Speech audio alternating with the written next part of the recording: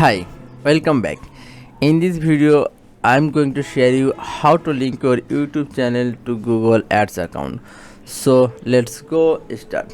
First of all, I'm going to my Gmail account.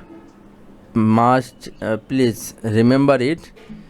Your Google account and your YouTube channel should be in one Gmail. Should in one Gmail. Okay. First of all, I'm going to sign in my account. Please click the sign in button.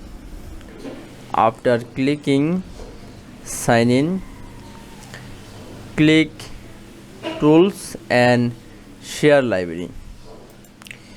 After share library, click the data manager.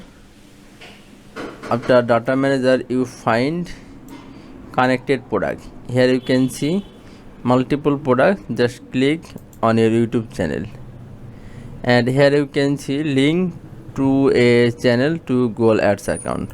Link a channel and find your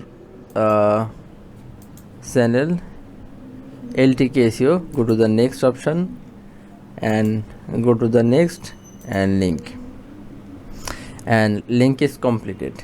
So in this way you can very easily link in your YouTube channel on your Google Ads account.